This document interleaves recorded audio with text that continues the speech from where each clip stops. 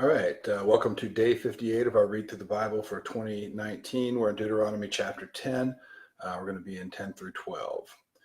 Chapter 10, at that time the Lord said to me, cut for yourself 2 tablets of stone like the first, and come up to me on the mountain and make an ark of wood. And I will write on the tablets the words that were on the first tablets that you broke, and you shall put them in the ark. So I made an ark of acacia wood and cut 2 tablets of stone like the first, and went up the mountain with the 2 tablets in my hand, and he wrote on the tablets in the same writing as before the 10 commandments that the Lord had spoken to you on the mountain out of the midst of the fire on the day of the assembly. And the Lord gave them to me. Then I turned and came down from the mountain and put the tables in the ark that I had made, and there they are, as the Lord commanded me. The people of Israel journeyed from Beeroth Bene Jacan to Mosra. There Aaron died, and there he was buried, and his son Eleazar ministered as priest in his place. From there, they journeyed to Gudgoda, and from Gudgoda to Jotbatha, a land with brooks of water. And at that time, the Lord set apart the tribe of Levi to carry the ark of the covenant of the Lord. So one thing to remember, what he's doing in Deuteronomy here is he's recapping so much of what we saw in Exodus and Numbers and Deuteronomy. To carry the ark of the covenant of the Lord, to stand before the Lord, to minister to him, and to bless his name to this day.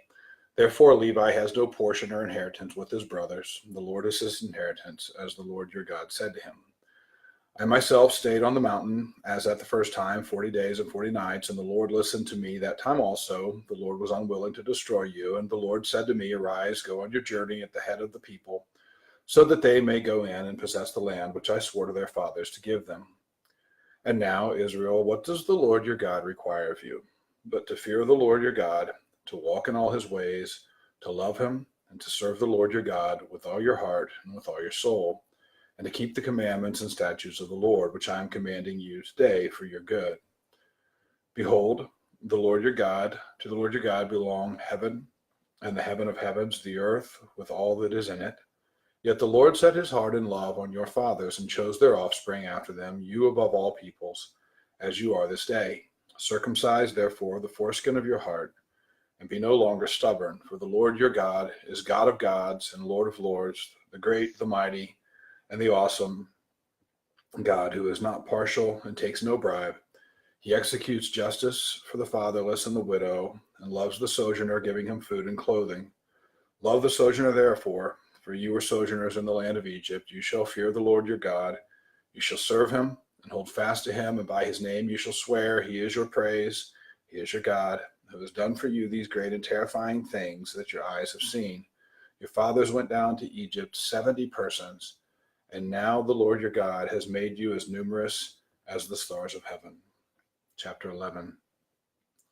You shall therefore love the Lord your God and keep his charge, his statutes, his rules, and his commandments always. Thank you, Dave.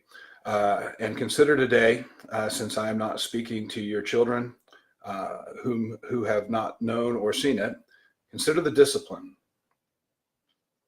of the Lord your God, his greatness, his mighty hand and his outstretched arm, his signs and his deeds that he did in Egypt, to Pharaoh the king of Egypt, and to all his land, and what he did to the army of Egypt, to their horses and to their chariots, how he made the water of the Red Sea flow over them as they pursued you, and how the Lord has destroyed them to this day, and what he did to you in the wilderness until you came to this place, and what he did to Dathan and Abiram, the sons of Eliab, son of Reuben, how the earth opened its mouth and swallowed them up, with their households, their tents, and every living thing that followed them in the midst of all Israel. For your eyes have seen all the great work of the Lord that he did.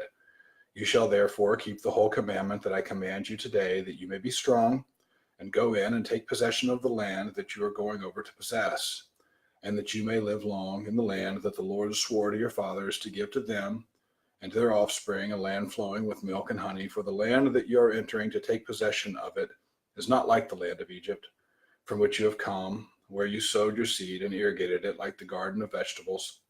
But the land that you are going over to possess is a land of hills and valleys, which drinks water by the rain from heaven, a land that the Lord your God cares for.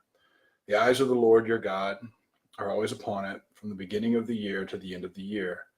And if you will indeed obey my commandments that I command you today, to love the Lord your God and to serve him with all your heart, with all your soul. He will give the rain for your land in its season, the early rain and the latter rain, that you may gather in your grain and your wine and your oil. And he will give grass in your fields for your livestock, and you shall eat and be full. Take care, lest your heart be deceived, and you turn aside and serve other gods and worship them. Then the anger of the Lord will be kindled against you, and he will shut up the heavens so that there will be no rain, and the land will yield no fruit. You will perish quickly off the good land that the Lord is giving you. You shall therefore lay up these words of mine in your heart and in your soul. You shall bind them as a sign on your hand, and they shall be as frontlets. Bless me. And they shall be as frontlets between your eyes. You shall teach them to your children, talking of them when you are sitting in your house, and when you are walking by the way, and when you lie down, and when you rise. You shall write them on the doorposts of your house and on your gates, that your days and the days of your children may be multiplied in the land that the Lord swore to your fathers to give them, as long as the heavens are above the earth. For if you will be careful to do all this commandment that I command you to do, loving the Lord your God, walking in all his ways, and holding fast to him, then the Lord will drive out all these nations before you, and you will dispossess nations greater and mightier than you. Every place on which the sole of your foot treads shall be yours. Your territory shall be from the wilderness to the Lebanon, and from the river Euphrates, to the western sea. No one shall be able to stand against you. The Lord your God will lay the fear of you and the dread of you on all the land that you shall tread, as he promised you. See, I am setting before you today a blessing and a curse. The blessing, if you obey the commandments of the Lord your God, which I command you today, and the curse, if you do not obey the commandments of the Lord your God, but turn aside from the way that I am commanding you today, to go after other gods that you have not known. When the Lord your God brings you into the land that you are entering to take possession of it, you shall set the blessing on Mount Gerizim and the curse on Mount Ebal. Are they not beyond the Jordan, west of the road, toward the going down of the sun, in the land of the Canaanites who live in the Arabah, opposite Gilgal, beside the oak of Moreh?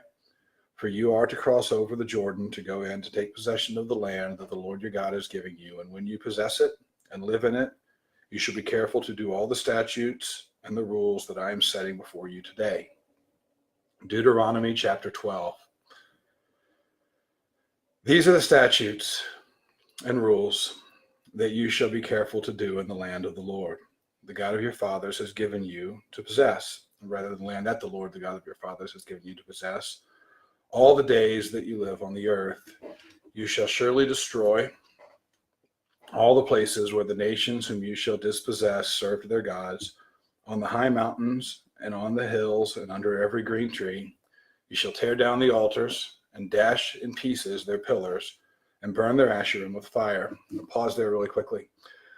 If it was important for the people of Israel to tear down every memorial to false gods, every stronghold of the enemy in the land in which they go, how much more important is it for every believer in whom the Bible tells us that when we come to Christ in faith, the Holy Spirit dwells in us? How much more necessary is it and essential for us that we seek out with as much urgency as Israel was called to put to rest and to put down every memorial we have to anything that is contrary to the truth of God. So just an aside, you shall tear down their altars and dash in pieces their pillars and burn their Asherim with fire.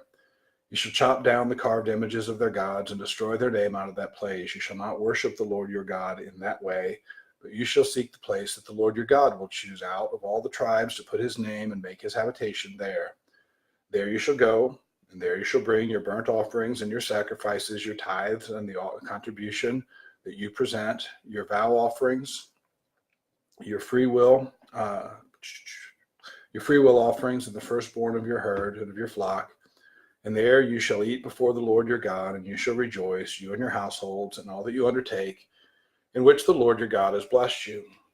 You shall not do according to all that we are doing here today, everyone doing whatever is right in his own eyes, for you have not as yet come to the rest, to the inheritance that the Lord your God is giving you. But when you go over the Jordan and live in the land that the Lord your God is giving you to inherit, and when he gives you rest from all your enemies around, so that you live in it safely, then to the place that the Lord your God will choose, to make his name dwell there.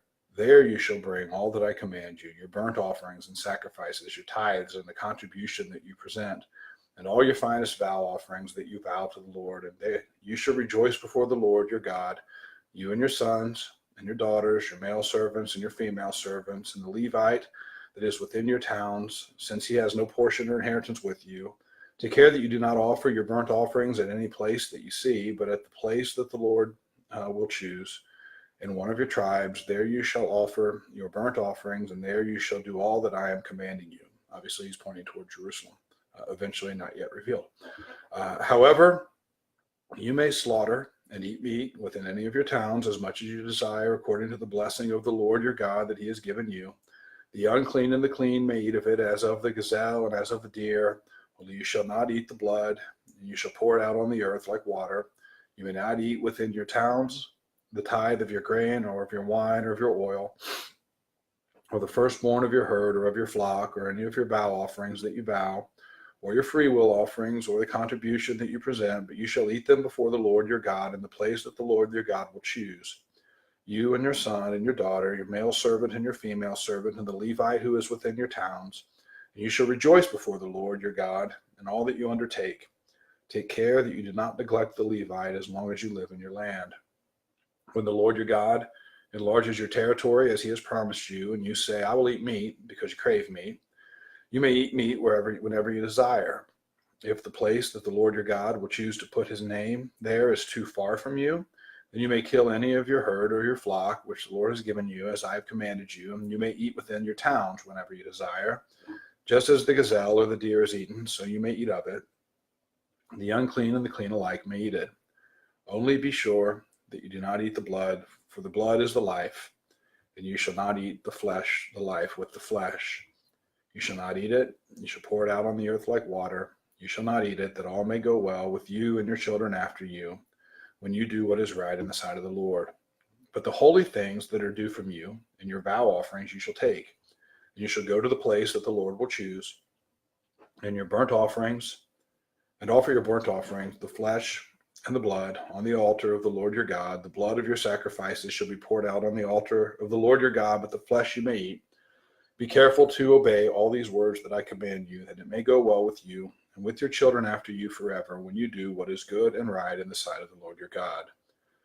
When the Lord your God cuts off before you the nations whom you go in to dispossess, and you dispossess them and dwell in their land, take care that you not be ensnared to follow them after they have been destroyed before you, and that you do not inquire about their gods, saying, how did these nations serve their gods, that I may also do the same?